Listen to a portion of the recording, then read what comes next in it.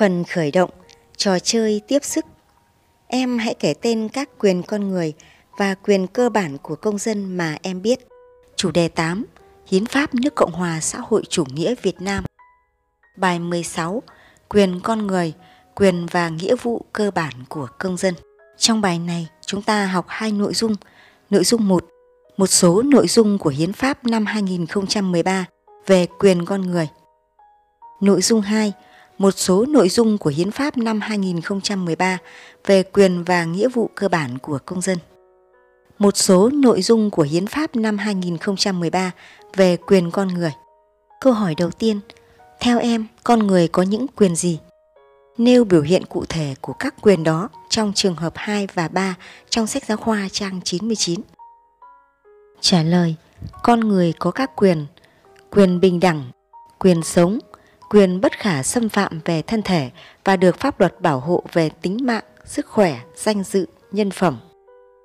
Quyền hiến mô, bộ phận cơ thể người và hiến xác theo quy định của luật. Quyền bất khả xâm phạm về đời sống riêng tư, bí mật cá nhân và bí mật gia đình. Quyền bảo vệ danh dự, uy tín của mình. Quyền bí mật thư tín, điện thoại, điện tín và các hình thức trao đổi thông tin riêng tư khác.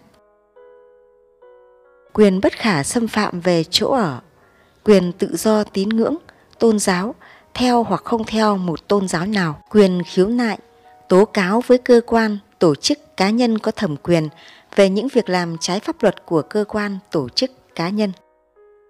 Quyền sở hữu về thu nhập hợp pháp của cải để dành, nhà ở, tư liệu sinh hoạt, tư liệu sản xuất, phần vốn góp trong doanh nghiệp hoặc trong các tổ chức kinh tế khác. Quyền tự do kinh doanh trong những ngành nghề mà pháp luật không cấm. Phần vốn góp trong doanh nghiệp hoặc trong các tổ chức kinh tế khác. Quyền nghiên cứu khoa học và công nghệ, sáng tác văn học, nghệ thuật và thụ hưởng lợi ích từ những hoạt động đó. Quyền hưởng thụ và tiếp cận các giá trị văn hóa, tham gia vào đời sống văn hóa, sử dụng các cơ sở văn hóa. Quyền được sống trong môi trường trong lành, vân vân. Ý thứ hai, nêu biểu hiện cụ thể của các quyền đó trong trường hợp 2 và 3 trong sách giáo khoa trang 99.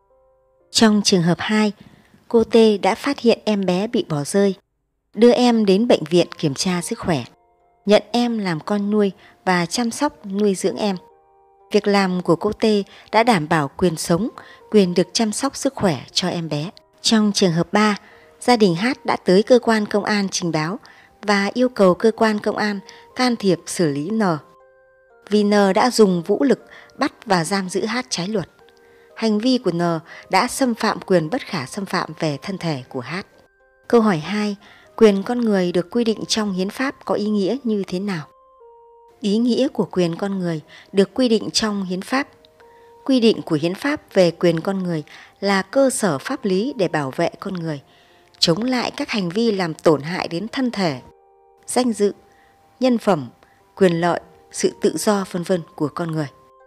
Đồng thời, các quy định này cũng thể hiện tính nhân văn, dân chủ của Đảng và Nhà nước Cộng hòa xã hội chủ nghĩa Việt Nam. Hiến pháp năm 2013 quy định rõ quyền con người như sau.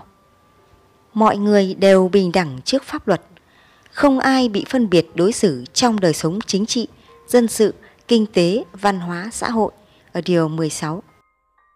Mọi người đều có quyền sống ở điều 19. Mọi người có quyền bất khả xâm phạm về thân thể, được pháp luật bảo hộ về sức khỏe, danh dự và nhân phẩm. Mọi người có quyền hiến mô, bộ phận cơ thể người và hiến xác theo quy định của luật. Điều 20. Mọi người có quyền bất khả xâm phạm về đời sống riêng tư, bí mật cá nhân và bí mật gia đình. Có quyền bảo vệ danh dự, uy tín của mình. Mọi người có quyền bí mật thư tín, điện thoại, điện tín và các hình thức trao đổi thông tin riêng tư khác ở điều 21. Bài 1. Em có nhận xét gì về hành vi của mỗi nhân vật trong các trường hợp sau đây? H. Lén đọc tin nhắn trong điện thoại của chị gái. Trả lời, hành vi của H là sai, đáng phê phán. Hành vi đó xâm phạm quyền được giữ bí mật thư tín, điện thoại, điện tín của chị gái H. B. A ngăn cản các bạn trong lớp đọc trộm nhật ký của bạn M.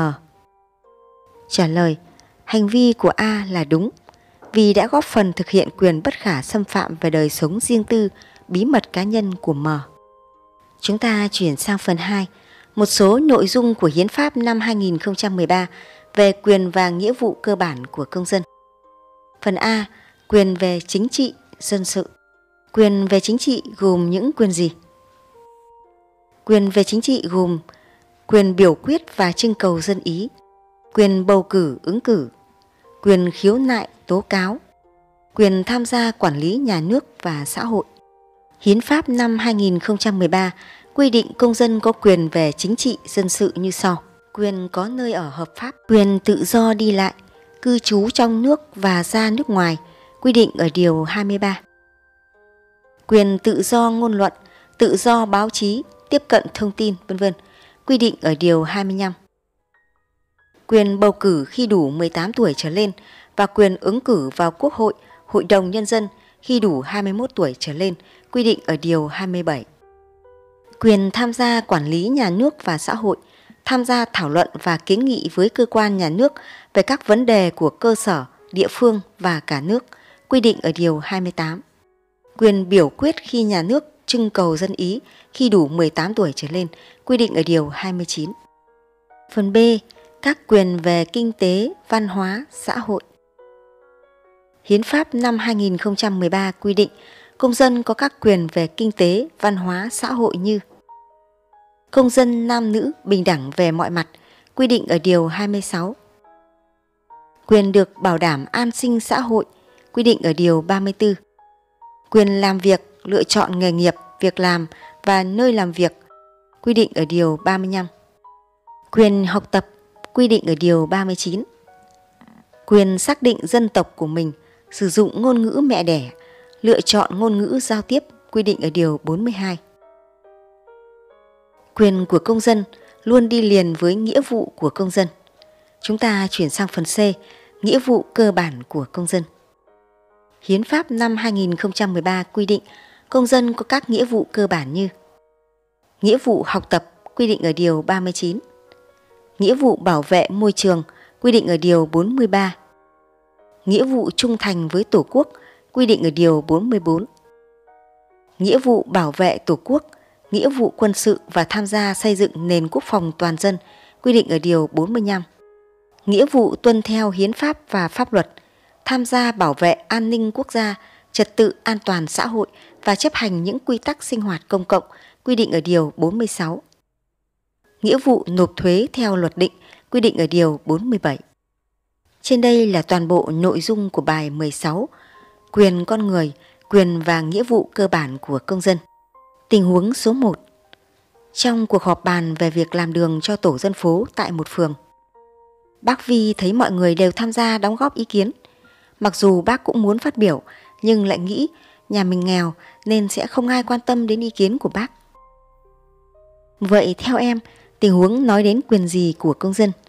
Và bác Vi có nên tham gia góp ý kiến trong cuộc họp hay không? Vì sao? Tình huống số 2. Ngày nghỉ cuối tuần, bạn Đạt rủ Nam cùng đi du lịch tham quan Hải Phòng một ngày. Hai bạn chụp nhiều ảnh đẹp ở các điểm tham quan. Sau đó, hai bạn đã viết bài, chia sẻ những hình ảnh đã chụp lên mạng xã hội và được nhiều phản hồi tích cực. Vậy thì hai bạn đã thực hiện những quyền gì của công dân? Và quyền đó có ý nghĩa gì đối với mỗi công dân? Tình huống số 3. Gia đình của An gồm 4 người. Bố An, mẹ của An, anh trai của An, năm nay 19 tuổi và An, năm nay 16 tuổi. Đến ngày bầu cử, bố và anh trai của An đi đăng ký xe nên dặn mẹ của An ra bỏ phiếu cho cả nhà. An cũng muốn đi bỏ phiếu nên bảo mẹ cho đi cùng để cùng bỏ phiếu. Vậy em có nhận xét gì về việc thực hiện quyền bầu cử của các thành viên trong gia đình của bạn An? Tình huống số 4. Trong giờ học, Hiếu xung phong trả lời khi cô giáo hỏi bài.